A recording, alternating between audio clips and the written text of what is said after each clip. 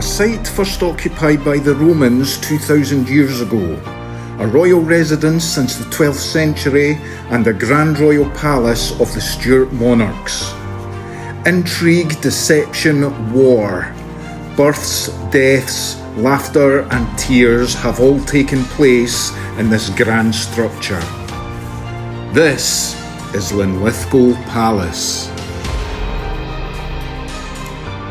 There has been a royal residence on this site at least since the reign of King David I, who also founded the town of Linlithgow that grew up around the royal residence.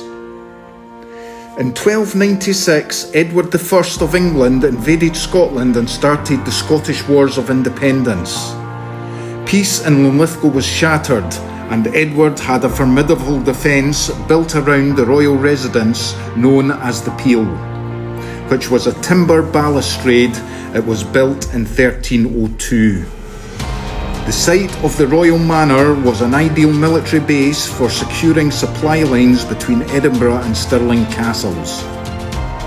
In 1313, Linlithgow Peel was retaken from the English garrison by an ordinary Scotsman named William Binney. Binney supplied the Peel with hay, and when the gate was opened, he stopped his cart to prevent the gates from closing. His 7 sons, who were hiding in the hay cart, jumped out and with their father recaptured the Peel in the name of King Robert the Bruce. King Robert sent reinforcements and had the Peel dismantled to prevent a further occupation by the English. In 1424, the town of Linlithgow, along with the palace, was partially destroyed by a fire. King James I started the rebuilding of the palace, this time on a grander scale. Over the following century, the palace developed into a formal courtyard structure with significant additions by James III and James IV. On the 31st of May 1503, the palace was given to Margaret Tudor, the bride of James IV, and was to become the Queen's favourite home in Scotland.